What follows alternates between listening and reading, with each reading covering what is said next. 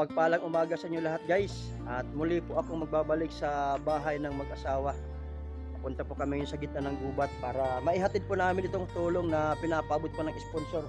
Mayroon po ditong electric fan na solar, tsaka yung gatas para sa bibi, at mayroon ditong sponsor po na nagpaabot ng tulong, na nagpaabot po ng mga damit. So, nandito.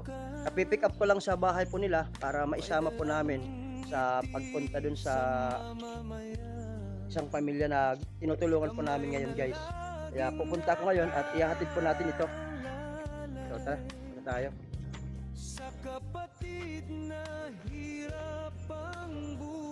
Kaya namin ito ngayon guys.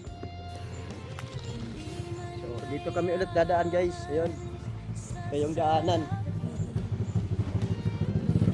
So papasok dito sa lugar nila nila Lia.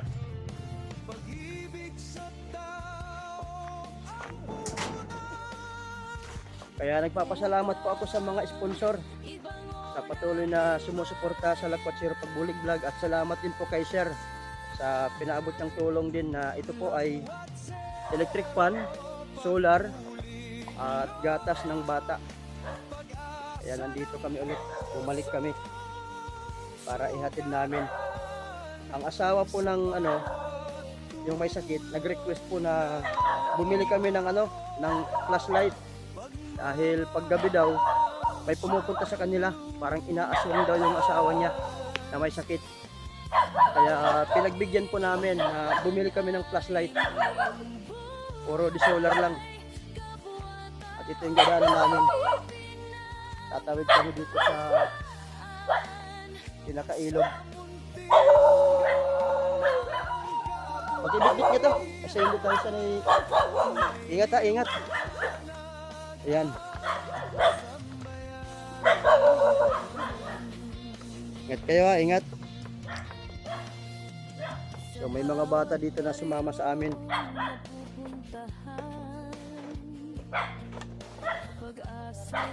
Wala nga. Dong! Akin yung kahoy! Delikado itong inadaan natin guys, oh. Ayan yung guys ha. Tika lang. Huwag na, doon na. Doon na. Ayaw ka mo pag na, bayin ka magbitaw. Tayo guys. Doon na, bitaw mo na yan.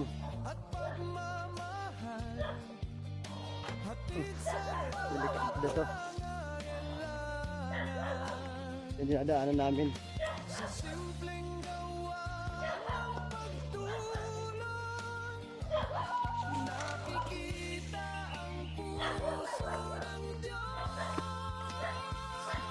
Ako yung mauna.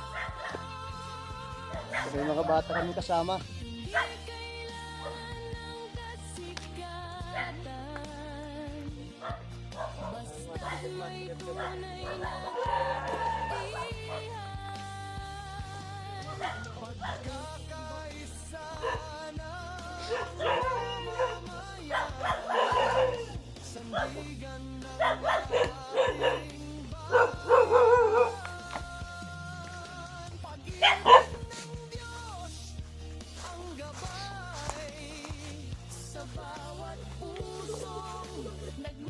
So ito yung dinadaanan namin, sobrang malayo at sinasadya talaga para makapit tayo ng tulong.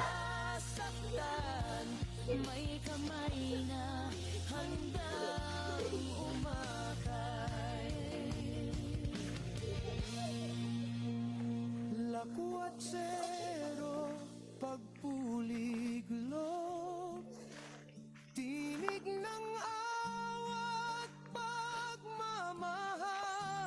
Andito na kami ngayon guys.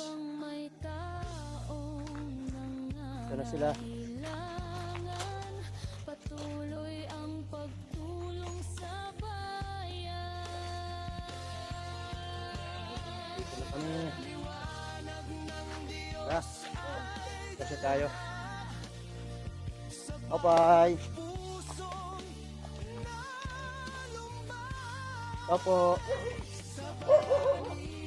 Magandang umaga.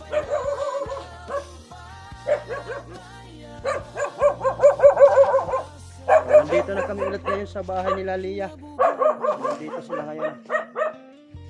Basta kayo dito.